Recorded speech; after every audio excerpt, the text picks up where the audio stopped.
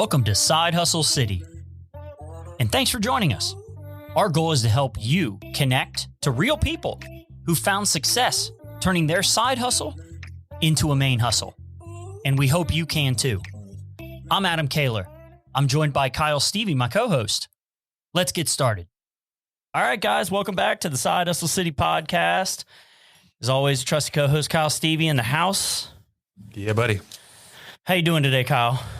Oh, I'm loving life. I got to go to Puerto Rico, Dominican Republic tomorrow. Oh, the Dominican, the DR. Yep. Oh, I love it. Yeah, it's going to be better than being here. Well, Kyle got stuck, Bianca. He got stuck in Mexico. He got the COVID, didn't even know he had the COVID. Yeah, I didn't know until I got my until I got my positive test. Like right before he was getting on the plane. Whoa. Yep. So you had to stay in Mexico. Yeah, and everybody's like, that sounds awesome. And you're like, no, it's not, because you are stuck inside your hotel room and you're staying at a discount. So you get none of the room service, like none of the customer service is quite what you get if you're like partaking in the whole all-inclusive part of it. Wait a minute. So what's the government like put you up at the hotel or whatever? No, I think it was a scam, to be honest with you, because like I had my whole family's there. My daughter and I and my wife were in the same room, and then Cayman and Elijah had their own room. None of them had it, and I was the only one that tested positive. And there was like we didn't know until we got released from solitary confinement that apparently this whole wing of this resort that had not been rented out was just full of people that had like COVID rooms. Oh, yeah, you could tell who they were because they had these tables outside for where they could put all their food and stuff. And I was like, this is some bullshit, because we went outside, like we had a balcony, thank God, but you couldn't go into the hallway even though it was open air. And if you went outside your room, like they called your room. What? People were watching the whole time. That sounds scary. Wow. It was stupid. Wow. And then so that was over Christmas, and Christmas Eve they said, we are going to have a great surprise for you. And I was like, okay. And they're like, well, here's how you're going to order dinner. So we ordered dinner I did it at 5 because I knew it was going to take forever. I got it at 9. Yikes. Yeah. And so it was just all the meat was cold and everything was warm. So I basically starved myself for 2 days. Man, you were in prison. Yeah, it was horrible. Well, I mean, it wasn't horrible. It wasn't prison. I mean, you could look at the beach at least. No, I looked at trees. They didn't even give me a beach view. Oh, no. Yeah, first world problems. See, this is what we're dealing with. So now he's going to the Dominican Republic, and who knows what's going to happen down there. Yeah, I take my chances. Yeah. You can't stop going on vacation. Bianca, thanks for joining us on the show. Bianca Rush, how are you today? I'm good. Thank you for asking me. Yeah, Bianca, where are you from? I'm from Atlanta, Georgia. Hotlanta. What part? What side? Not hot yet. It's not hot yet. It's still cold. But you guys did win a World Series. And the Georgia Bulldogs, they won a national championship. So you guys it's still hot. Things are still going on. And I'm a UGA grad, so. Oh, okay. My cousin's in Columbus, Georgia, and she's a huge Georgia fan. Yeah, this is definitely a Georgia state. The people here go crazy for Georgia. Everything Bulldogs. They need something to take their mind off of how terrible the traffic is there. Yeah, they need sports. It is. It's awful. I go there like twice a year, and it's just like, man, I can't believe the infrastructure just couldn't keep up with the population boom. And y'all need to do something about the mosquitoes. My dad lived in Alpharetta, and he had me outside by a creek working on painting some soffits when I was in college. All my arms were red. Like they were just covered. Why didn't you find the standing water and just get it out? No, it was a creek. Was the creek just stagnant? Yeah, the creek was behind the house, I guess. I don't know, but there were mosquitoes everywhere. This was 20 years ago, so. That's what I'm saying. You got to find the rocks. But my arms were covered. I put a calamine lotion on them, and it was just all pink. My arms were all pink, pinker than they already are. So it was crazy. So in Atlanta, how's the business community? How's the startup scene? How's entrepreneurialism? Oh, it's fantastic here. There's a lot of support, a lot of different incubators and startup programs, accelerators. A lot of people that are entrepreneurs live here. So it's a lot of support starting up in Atlanta. And I think that's why we see a lot of these bigger corporations coming down here.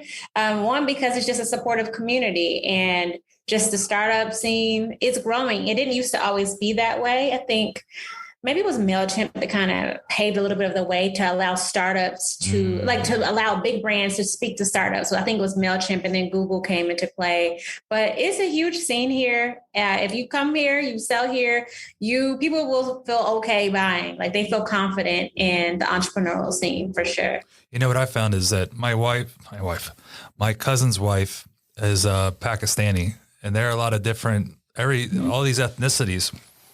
They have their own business culture in Atlanta. It's really neat. It's not like you go to Queens or you go to Brooklyn and it's people living at, poverty level, but they all live together and they're all the same, from same country, speak the same languages or whatever. They're actually like producing some badass companies that have that are Indian within their own community. Yeah. Indian based or Pakistani based. I love that. I can't speak for anybody else because that's the only people that I was put in touch with, but you go up towards past Norcross and Dunwoody and areas like that, and it's amazing. I talked to some guys and it was just mind blowing the stuff that they were able to achieve. They understand civic code. They can tell you how to make money in any corner of their little 4x4 mile box that they operate out of. It's awesome. Yeah. Well, I think it's really important. So, Bianca, our podcast is essentially created to empower people with information, the knowledge that they didn't learn in school, especially if they were like me and went to a public school. They didn't teach you that kind of stuff, right? It was prison training is what it was. That's because I was right downtown in Cincinnati and you got trained essentially to be locked in a room all day. And, other things that I won't talk about on the podcast right now, but there were, I feel like there's a lot of people in America that, they don't have the opportunities. They think, life is a 9-to-5 job. I got to have this 9 to 5. I got to have this kind of work.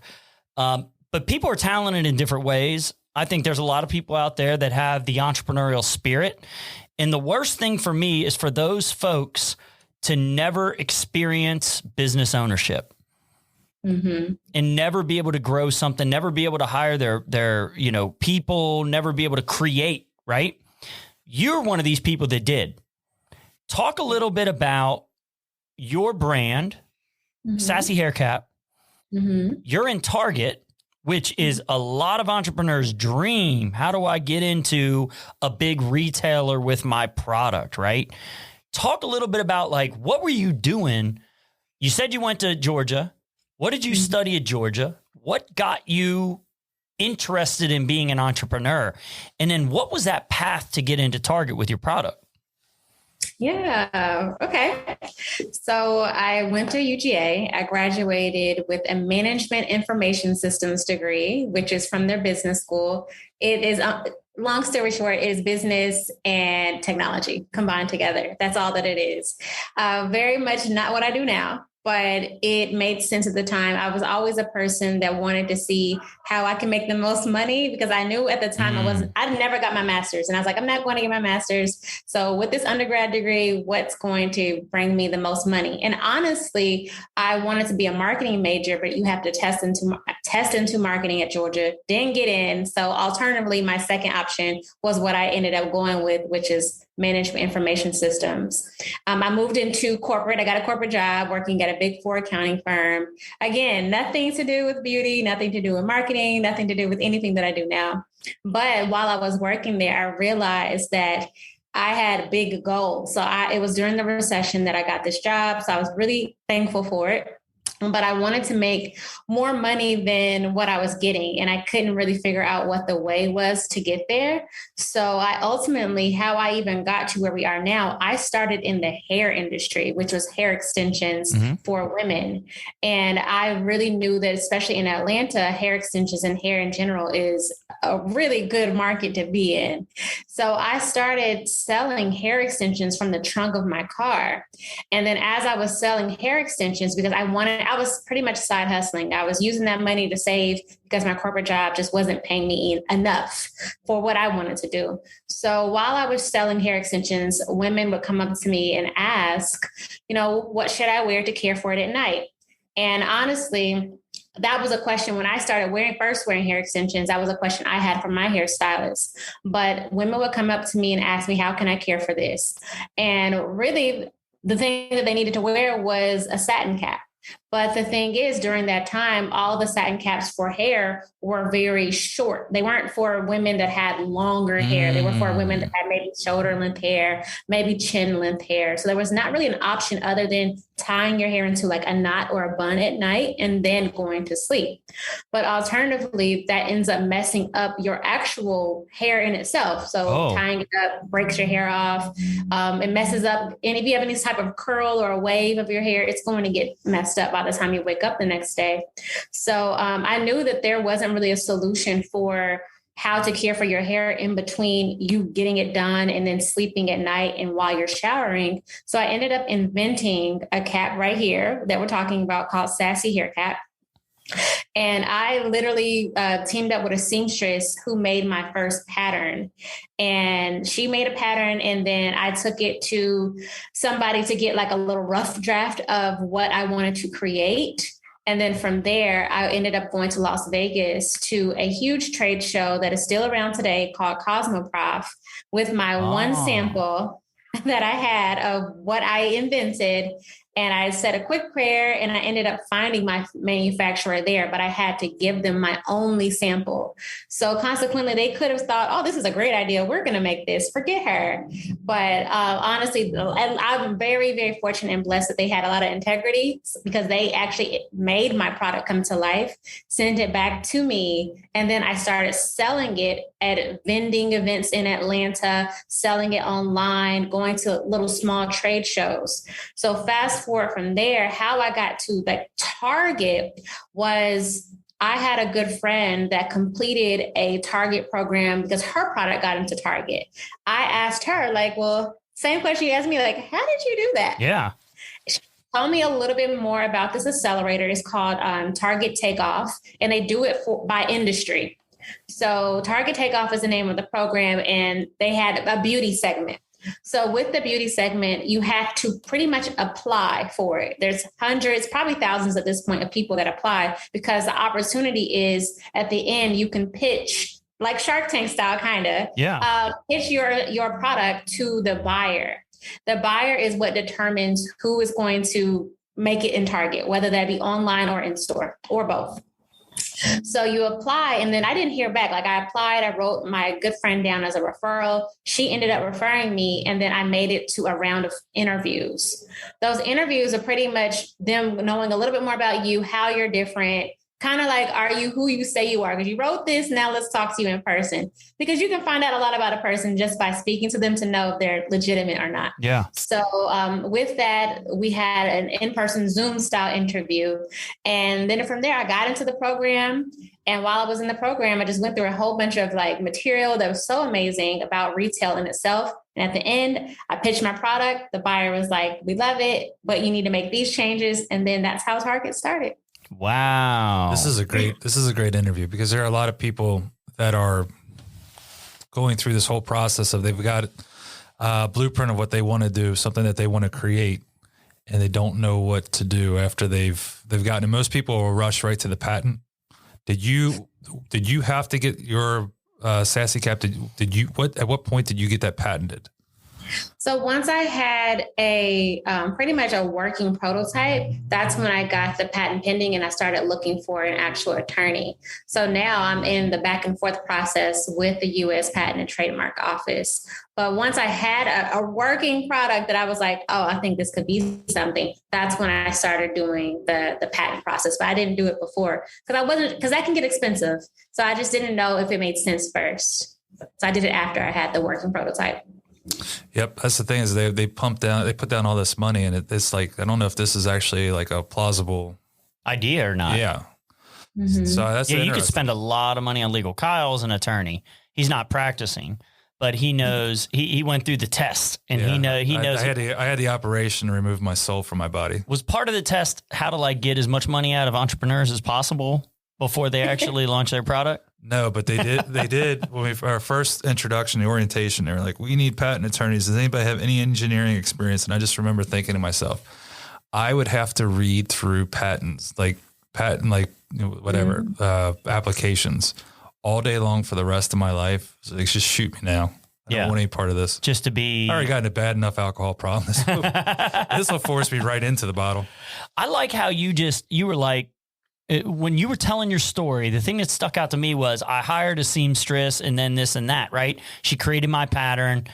That's hard right there. Like she kind of went through it pretty quickly, but that's somebody you have to trust, right? Like that's somebody, and you just did it, right? You didn't sit around and wait and say, oh, well, I'm going to find a seamstress one of these days. I've got this idea. Yeah, I got an idea. Maybe I'll talk to somebody tomorrow. I don't know.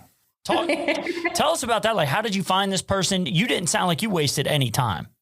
No, so I'm an action taker anyway. I move pretty quickly. But a friend of mine at the time, it was like one of her, I think it was like her aunt or someone in the family that was a seamstress that could do patterns. And she didn't make it anything fancy. Like it wasn't the actual material that I wanted, but it was like the actual skeleton of what I wanted. So like the features were there, but the material was wrong. So it would be like maybe a see-through material, but the pattern was right. So all I had was really a skeleton to work with, but I would have to explain to the manufacturer, this is the actual material that I want. I don't want this see-through flimsy material, but I do want the mold to look like this. So she created the mold for me, and it gave me a visuals for me to actually share to other people. But yeah, just off of, you trust her, and she was an older woman. I just kind of went with my gut on that. Intuition just kind of said it made sense. I didn't have a hunch that she would run off with it. And like I said, she was a much older woman. So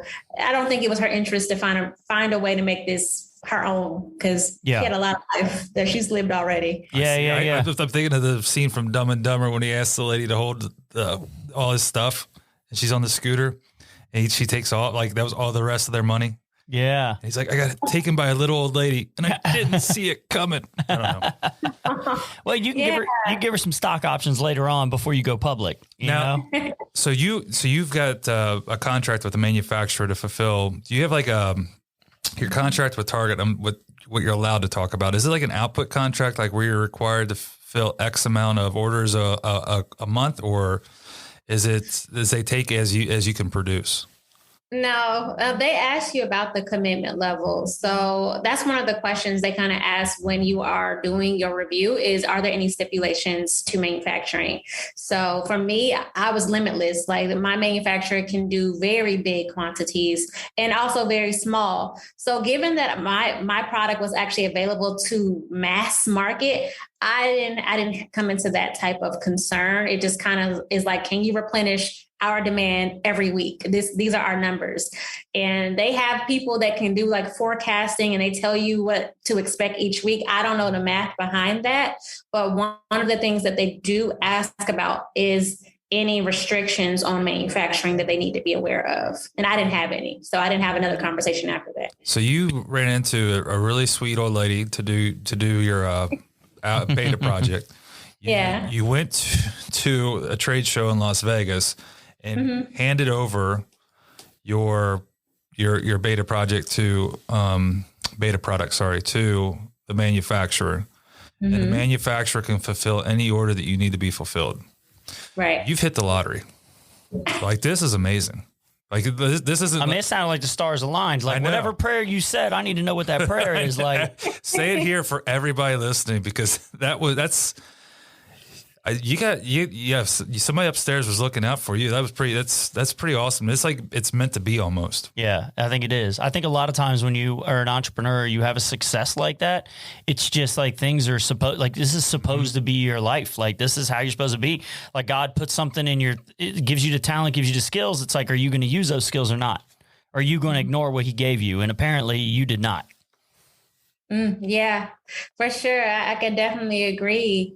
It just really honestly worked itself out. And then the fact my manufacturer is based in the States, so they can make it pretty quickly. I don't have like the supply chain delays. Yeah, that's not coming from China. That's, you don't have to worry about the ports or them mysteriously locking down a city of 45 million people that manufactures everything. Well, and it's not actual hair extensions. So you're not having to get like hair from India or something like that. Like it's not coming from anywhere. Like all the raw materials for your cap are here, right?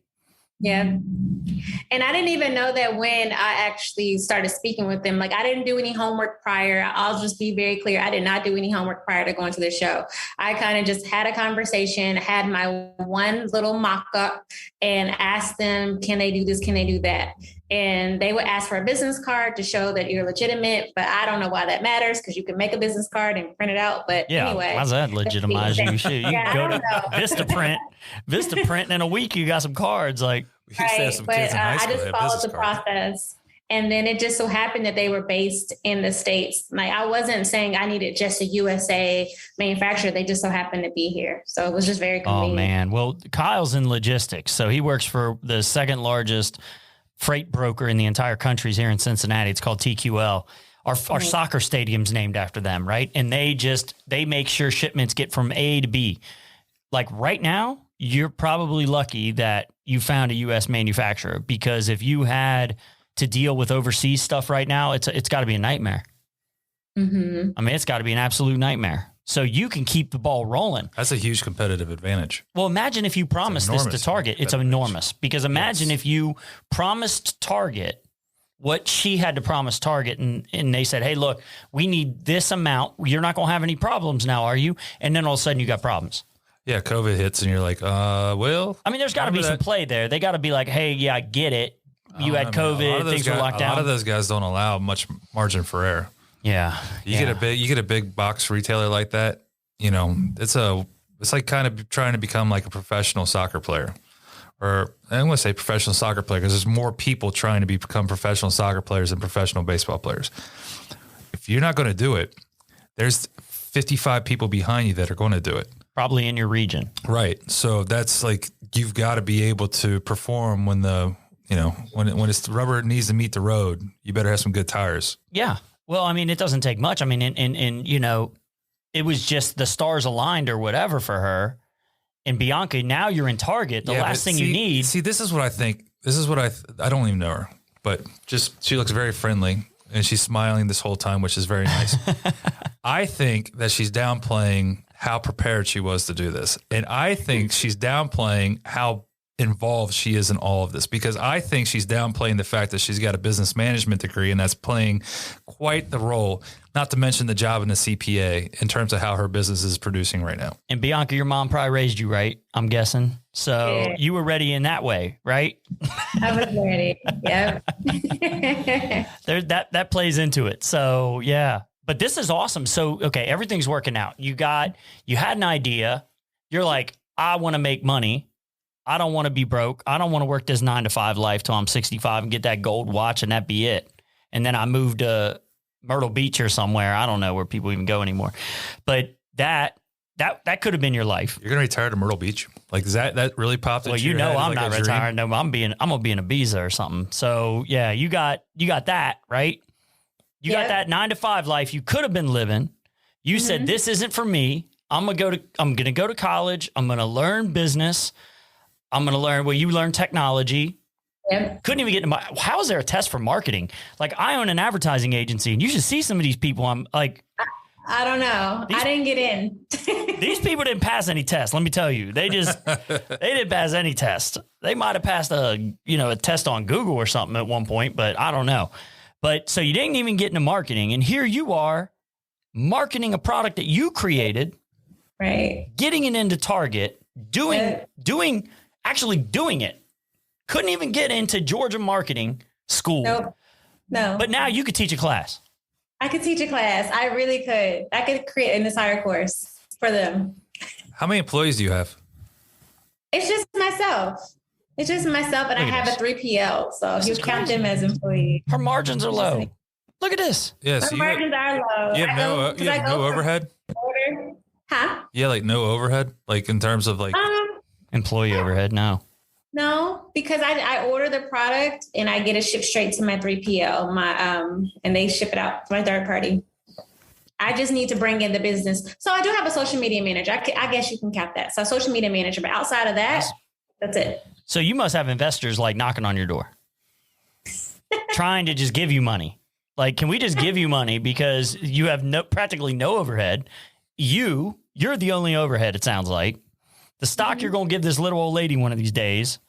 Well, I'd like to. I'm like, how do you grow? Or I was wondering, like, how do you grow organically? But shit, you're already in Target. You're already in got Target. a manufacturer. You're already there. You're already filling the orders you need to fill. What do you need? You don't even need Shark Tank. And I'm assuming if it's a Target incubator that they have, are you not allowed to sell anywhere else? Right? Are you? Oh no, you can. Okay. Yeah, you're not just restricted to Target. Oh, So she can go to like Walmart. or any big hairdresser or anybody. Yeah. Kroger's right here. They got a beauty section. They're based in Cincinnati. They're the biggest retailer in America, in the world, right? The biggest grocery retailer in the world. Idea. Yeah, they're right here. P&G's right here. Procter & Gamble. Like, they buy companies constantly. They just bought 2 more companies like this week. Yeah, this is like the dream investment for people. Like, what is going on right now? She doesn't even need it though. How did we even get her on this podcast? That's a question I ask a lot.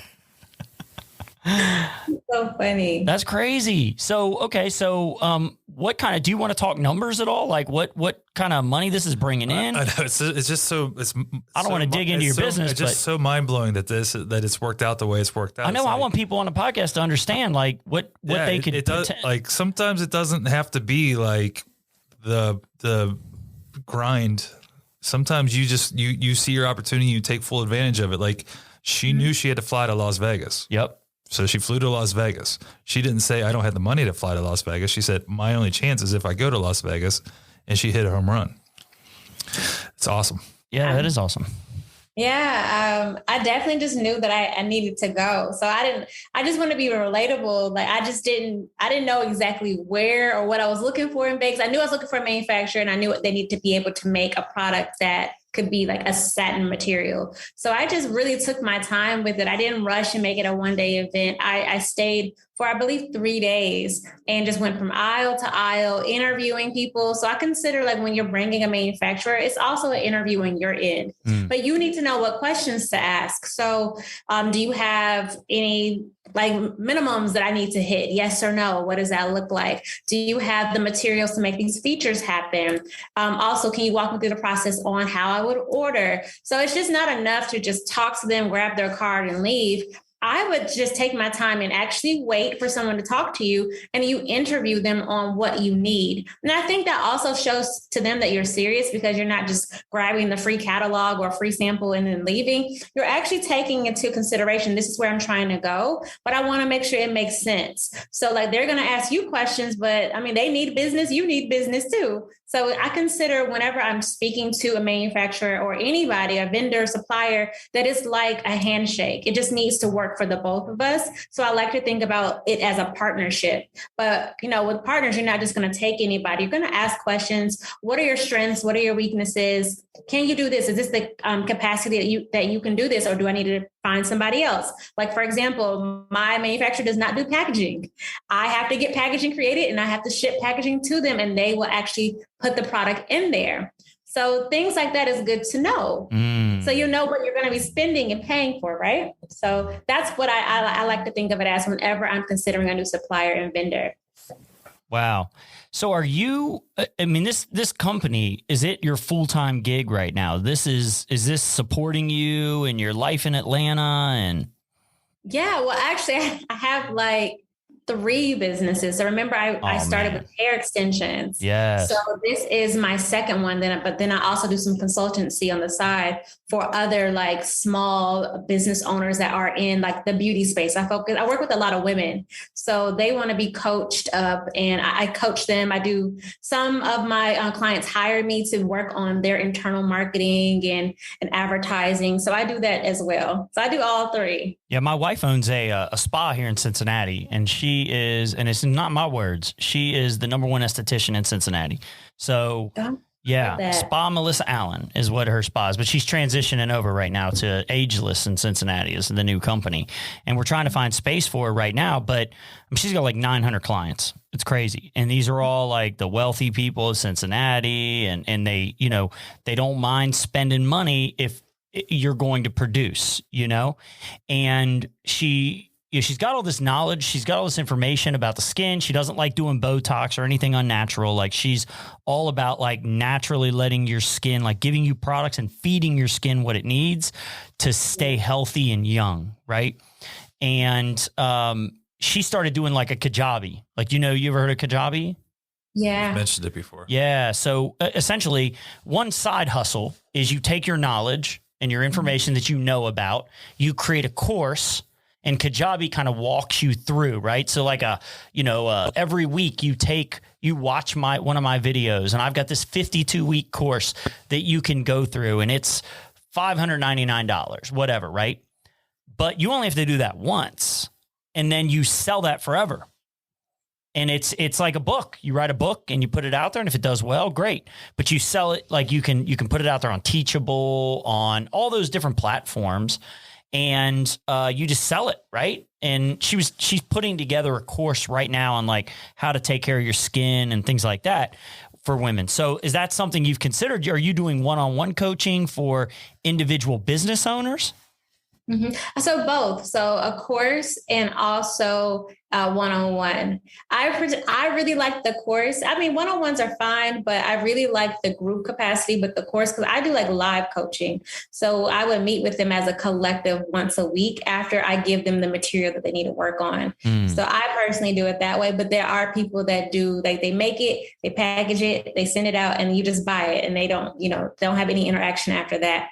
But I noticed that for a lot of the women that I work with, they need a lot more like verbal interaction. So I work with them at least once a week as a group. It's like I take 20 per like cohort. So it's 10 weeks, but I only do about 20 ladies because I can't really have the capacity to do much more. Oh, yeah. Oh, I'm very organized. I will tell you that I'm extremely organized. That's what keeps me afloat. I'll tell you that is a very, very, very, very, very, very, it seems like common sense, but it's very underrated. And there's not very many people that are actually organized. Well, we're guys too, so we're just naturally unorganized. Matter. No, we suck. It's like I do sales, but most of it, I mean, it's an entry level sales job. I just happen to apparently suck at it because I'm 18 and a half years into it and I still do it. But I train a lot of guys. So over the 18 years, I've trained on like 360, 400 guys. I don't know how many it is. And I've found that people that are very, very good at sales are horrible at organization, and people that are that's me. And people that are great at organization happen to be horrible at sales. It's very rare that you find someone that can do both. So again, no wonder you're so successful, because you're very personable. Like obviously you're fun to talk to, and if you're organized behind it, on top of all your management experience and like I said before, the CPA stuff and the tech, I mean, it's a complete package. It's pretty awesome. I'm going to keep saying completely awesome because I have nothing else that I can use.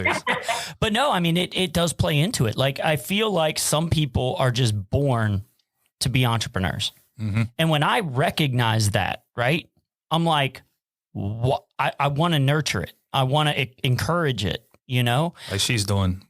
There's nothing more miserable to me. If I had to sit in an office all day and just do graphic design work or any kind of marketing stuff that I do on my own now, if I had to sit there for one client in-house and just do that crap all day for that one client every day, I would feel like I'm wasting my life. Like I would feel so unfulfilled, I'd be miserable, right? And I see that in other people and I'm like, oh my God, like this kid is an entrepreneur, this person is an entrepreneur, and they're sitting here miserable at this job or out on the street corner, right? Like those are entrepreneurs out there, right? But they're not focused. You know what I mean? Like we got to be able to identify talents like Bianca, right? Like me when I was a kid, and say, man, these people, they're not bad employees. They just don't want to fucking work at a 9-to-5 job, right? Like they want to be builders. They want to create and then give people the tools to be able to do that. Target must have had it together. Target said, let's put together a program where people like Bianca can be successful. Let's put her in a position where she comes out and she talks to us about her product and she sells her product to us and we put it in our store. We need more of those kind of things. We need more of these big companies to put their money where their mouth is and create these programs because they're going to help themselves in the long run. Her product is making them money, right? Right. Right. And I find that a lot of these big brands are actually doing that. So if you pay attention And entrepreneurs, I speak to you all, if you pay attention, you will notice that the Targets of the world, the Walmarts of the world, the Sephora's, the Ulta Beauties, Macy's, they are doing that. They are creating programs for people that are small business owners that have amazing stuff, but just don't have a big budget. Like they just can't afford to play, the game in regards to advertising. They can't play the game in regards to like some big marketing campaign that blows your mind. They can't pay for the radio advertisement, but they have an amazing item. And I think a lot of big retailers are realizing, hey, if we can actually streamline the top season 12 brands, let's just bring them in here and coach them up. We won't have to fish for new products or fish for something that's more innovative because they're knocking at our door right here. All we need to do is let them in. I think it's very cost effective. I think it's very smart because you are molding them to be what you want them to be for your business. And you don't have to spend any money going out looking for something new. Like, hey, we need to go to all these trade shows because we need to find the next hottest thing, when you can actually have a host of the hottest things and be the pick of the litter based on how they present to you. So I think it's so smart. And a lot of brands are doing that, like big box retailers. Yeah, and so forth. It's like, to go back to sports, because I got the least interesting life ever. So it's basically all I care about. But this is kind of like Major League Baseball, where they have the farm system and they draft kids out of high school or college that fit their role, fit what they need, would fit like their whatever ranking system is. They bring them in, they coach them in the way that they want the organization to the players in the organization to play specific positions. Role they need to fill. Roles. And then as they weed themselves out, then they've got a major league roster that is full of kids that know how to play the game the way they want it played. And if This you do is it the right true. way, if you're not the Cincinnati Reds and you do it the right way and don't, If you're the sell Atlanta everybody. Braves, if you're the Atlanta Braves. So that's how I relate it to what she just said. No, see, and that makes sense because back to what I was saying, I think Target knows they can't hire Bianca, right? Bianca isn't going to come there and be a cash register person or work in HR or whatever. Or just do the same thing she was doing for her other company. Like, No. why would I do this? Why would I make this lateral? You move can't when hire I've got me. something else? Yeah. I'm unhireable. You can't hire me because I'm not going to be here and be a wage slave for your company. But the other way to get Bianca is to do a program like this. That's how you fish for the Biancas of the world. Like your future leaders. Your future leaders. That's how you do it. So Bianca, you're a young professional. Yep. I'm old. I'm 44 and Kyle's getting there too. So I got my hair cut yesterday. I know you look younger now. I know, but Sharp. But when they cut, because I looked homeless. So when they cut, I gotta look professional for this weekend. People were trying to give Kyle money. They were, and I was not giving it back. So when they cut my hair, all I saw was like it's just gray on the sides, and it's just sucks. It's distinguished. It is. Bianca needs to Bianca. make She's in the make up industry. some sort of like hair The thing. gray is distinguished. That's what that is. Distinguished. The lady. It is very seasoned. Yeah, you gotta have the little salt and pepper going on, Kyle. Well, the lady that cuts my hair is at Sports Clips, and this is an entrepreneur story. So we've got an accelerator here called Mortar, and it's mostly like products, like physical products, kind of like what you have, right? Not startups. Like my background is in the startup world, and we built a company and sold that, but it was all digital, right? And the world has changed since we did ours, right? And this is why I'm interested in her, because she's younger, and it's a different perspective, it's a different world than what I was able to adapt in, right? But this woman, she was cutting my hair, and she was talking about how she sells this hair regrowth treatment out of her house, something that she made on her own. She sells it. She cuts hair at Sports Clips, but she also cuts hair out of her kitchen, her family members and stuff. Well, she's got some family members, some women that are kind of losing their hair. They have patchy hair, things like that. And she created this hair regrowth treatment, and it works, right? She said it works. And I said, hold on a second. And you're selling it, and she's making money doing it. So I'm like, wait a minute. So you came up with your own product. It works, and people are paying you money to use it. Yeah. I was like, why are you at Sports Clips? Well, health, I got to have a stable income, this and that. I was like, have you ever heard of Mortar? She said, no, what is Mortar? I said, mortar is where you need to go with this product. So now I went back to her and I said, how's everything going? She's like, oh, I talked to the mortar people. You know, they're going to have me in their class. I start in June or whatever it is. And I'm like, awesome. So this woman who, and here's the problem, Bianca, I had to sit there, someone who's tied into the startup world. I'm tied into it. I'm a consultant, all that stuff. I know about all this stuff. This woman working at Sports Clips who had a product doesn't know it exists, right? The information is not getting to her. So as a young person, she's younger too. As a young person who has an idea, who has ideas, who wants to be an entrepreneur, what can you say to companies who might be listening, to brands that might be listening out here? What do you need to be successful? What do people that, you know, may not have been as motivated as you, what do people need? What do these companies need to do to create Biancas out there? To create, or the educational system, anything like what's missing? Let's say to platform the platform or whatever it is. Yeah, because that you don't create those people. They're born that. I think you're born that way. Nurture. So how do you give them the platform to show the world what they have? Yeah. I think just bringing in people that have real experience. So people that can speak to their stories and what they've gone through, a lot of knowledge share.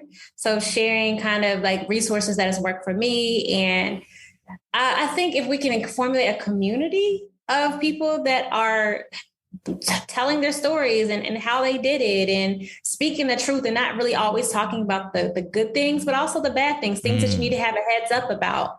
I don't think enough people talk about their mistakes and money that they've lost or relationships that were burned or signing a bad contract to make it relatable. I think a lot of people speak about the success. So when individuals don't see that success, they feel ashamed or they feel like that was not for me because everybody else is seeing success. So I think if we can tell a full story of the mistakes and also the things that worked for us, I think it would help a lot, help people a lot. So Bianca, what you're saying is it's not just on Target. It's not just on Walmart. It's not just on these big corporations. It's not just on the public school system or any school system. It's kind of the responsibility of us, entrepreneurs. I think it's sharing our stories. I went to public school myself, and I know I can speak for me, we didn't have enough people that were small business owners coming to anything to talk to us. The counseling was not bringing in anyone that was self-employed. And I feel as though if it would have been such a good eyesight to know that personally, if I would have known that entrepreneurship would have taken me where it is, I probably wouldn't have went to college. And I still say that like the skills that I utilized wasn't anything I learned in school. It was just real world experience. And I just kind of took note of it in my mind and was like, I'm not going to do that again. Yeah. And anything that worked, I kept doing it. But I also wish while I was in public school that I saw more small business owners that were successful in their own right, coming to speak to the class, and that our counseling center would work with not just bringing in, corporations and people that want to just do good in the neighborhood, but bring in small business owners as well. And I didn't get that exposure, honestly, until I started entering into entrepreneurship. It's not just public schools. I mean, I went to a blue collar Catholic school down in Newport, and I can't think of a single person that owned their own business. And if they did, it was a small, electrician company or whatever it was. It was the trades back when, you couldn't make as much in the trades as you can now. So we weren't really exposed to that either. In high school, that's a different story. In high school, I saw a bunch of guys whose families owned insurance companies or they owned all of my friends with the big houses. And I never put two and two together because I grew up thinking that you had to work with your hands as hard as you possibly could, or you went to college and just whatever happened with college, you just did business. You just do business. I don't even know what the hell that is, but you just do business administration and then that's it. And then, so I didn't have that chart, I didn't have that course charted either. And I agree with you. I don't know that going to college was good, obviously, but I think the better route I could have taken is to learn how to do wealth building. Now, to start focusing not on advancement for the sake of advancement in academics or the sake of advancement in my professional career, but wealth building. How do I build wealth? How do I build cash flow in my life so that, I become the master of my own domain, so to speak? And I didn't get that until about the age of 35, 36. Yeah. I think that's just, obviously it's too late when you have kids and a wife. And like you said, you got to have the steady income. I went to the UC. You saw it. I posted it. I was talking to the kids at UC. They asked me to come in and talk to them about alternative investments. Stop paying tuition. Put all your money in Bitcoin. Yeah. Well, that would have been 5 years ago. I told them, it was a Bitcoin group that I was meeting with, like a crypto, like a University of Cincinnati crypto group. And they wanted me to come in and talk about things. And I was like, look, ever since I sold my company, a lot of people want to hang out with me now that didn't want to have anything to do with me when I was Adam from the West Side hood of Cincinnati. Like they didn't want to deal with me. Right. Like they were like he has nothing to offer us. But now I sold a company. Now they're like, oh, Adam, let's have coffee and this and that, right? But let's have coffee. Yeah, they love to have coffee. And then they try to sell you life insurance. But look, these people, though, like I'm learning from people. Like I learned from all these, like the wealthier people that, don't ever tell people they're like secrets and all this. It's like, why is it a secret? Why is this like, why can't we tell everybody about this? We should be telling kids in high school about this stuff. You can't own every 2-family. You can't own every 4. You can't own every 4 unit. You can't own every domain for, some sort of Amazon affiliate program. You can't. Yeah, it should, I don't know. Well, what's the next thing? We talked about this last week. They don't teach rhetoric. They don't teach personal finance. They don't teach proper nutrition. They don't teach you shit you actually need. Yeah, they don't. Yeah. Well, they don't teach you that right now. If you're not making at least 8% on your money, you're losing money. People that grow up like we did. It's got to be worse. We thought you just held on to dollars. You held on to dollars. You put them under your mattress. You stick it in a bank account, right? But they don't tell you if inflation is high, those dollars are worth less. And you don't know it, right? You don't understand that. Wealthy people know that. They know if I'm not earning at least 8% on my money right now, my cash is losing money. I'm losing money, right? And Bianca, this is something that you probably had to learn too, because now you're building wealth, right? You've got 3 different businesses all tied into essentially the same thing, which is smart. Yeah. Mm-hmm. But you're making money, right? And you're not probably just going out, popping bottles, doing whatever you want. Like, oh, let me just blow my money and act ignorant, right? No, you're probably saving that money, right? You're investing it back in your business. She's got to be going to, you got to be having dinner at Buckhead every once in a while, though. I mean, that place is. Well, yeah, I live in Buckhead, so you got to do that. Oh, you live in Buckhead. Oh, my bad. My cousin, one of my other cousins used to live in Buckhead, and I had never been down there before, and it was like, holy shit, I'm on Rodeo Drive. It was like being in Beverly Hills, but in the South. Yeah, it's the capital of the South. It is. It's a capital of the South. But I mean, there's things you're still learning about. What do I do with my money? How do I invest this? How do I reinvest in my company? Did you learn that in high school? Did you learn that in college, or are you learning on the fly right now? I'm learning on the fly. Also, my father always spoke about like investing and just had the conversation. So I've always been curious on like, how can I make my money work for me? When I was a little teeny little girl, I knew that I wanted to be in a certain place. And I think I learned that through hearing adults talking about their goals. I don't know where I got that from, but I've always known kind of like what I wanted to do as far as with my money and investing. I'm still learning that.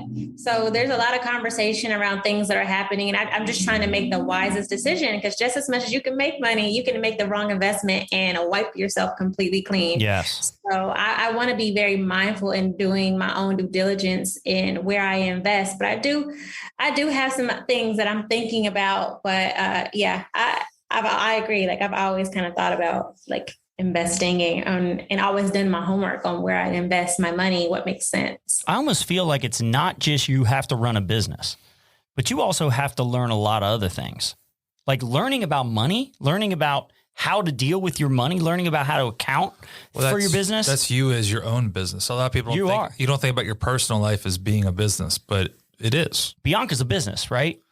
You're a business. I mean, yeah, I'm a business. You're a brand. I'm a small startup business as a person, but it's a business. Well, that's what Jay-Z said. I'm not a businessman. I'm a business man, right? Like that's like the most famous. That's like the best quote, and it's true. Like you are a business now. So Your brand. I didn't make that up on the fly right here. I subconsciously heard it in the song. Jay beat you to it. But yeah, so Bianca, this is great. This has been a great conversation. I love seeing the success, best of success, moving forward. I hope you get this all over the world and you make billions and you're on a yacht somewhere and Buckhead looks like poverty to you in the future. You'll be like, these people. Much. Yeah, you're in your Rolls Royce driving through Buckhead. Like, I remember when I was having to live here. Slumming it with the bums. I know. So tell us more about Sassy Hair Cap. How do people get it? Is it in certain locations? Is it at every Target? Like, tell us about that. So you can get Sassy Hair Cap from Target.com or the Target app. Definitely have another retailer in the works, but I don't want to mention. I'm just going to cross my fingers and I'll share that when it comes. But you can also go to sassyhaircap.com to grab it as well. Fantastic product made by yours truly. How long does a cap last? It lasts a very long time. I've had mine for well over a year, 2 years. Just depends on how aggressive are you with like your sleeping pattern. Are you ripping it off? But it lasts a very long time, which is why the pricing is the way that it is. Because my cap is about probably 12 to 14 times higher than the lowest price item, but it's definitely worth the price as far as quality is concerned, longevity, flexibility, the features, and so forth. But it lasts a very long time. Totally worth what you're getting. Totally worth what you're getting. Yeah, there's like a proverb, and I don't know what country it comes from, but it's buy right, cry once, buy wrong, cry twice. You won't cry twice. Yeah, it's like fool me once, shame on me, fool me twice. Yeah, or fool me once, shame on you, fool me twice, shame on me. Yep. Yeah, just buy the right thing in the first place, people. Yes, buy the right thing. And what about your consulting business? How do people get a hold of you if somebody's listening, they're in the spa world or they're in the hair care world, how do they learn from you? Yeah, so I have an Instagram that is all about like my coaching and just strategies and methods. And the Instagram for that is called Bianca Builds Brands. And you can always catch me on my story over there, or I'm offering some form of a strategy. And then from there, I also have my email. I have my email and you can send me a message there and we can talk more. I love it. Bianca, this has been a pleasure. And I'm glad that you're doing so well and you're an inspiration for other people. And, continued luck, and the Lord keeps blessing you, I'm sure. And let's see where this goes. I'm going to keep following you. I'm going to see what's going on. You're going to keep hustling. Absolutely. Thank you for having me. All right, Bianca. Thank you very much. Of course. Have a great night. You. Thanks for joining us on this week's episode of Side Hustle City. Well, you've heard from our guests. Now let's hear from you. Join our community on Facebook, Side Hustle City. It's a group where people share ideas, share their inspirational stories, and motivate each other to be successful and turn their side hustle into their main hustle. We'll see you there, and we'll see you next week on the show. Thank you.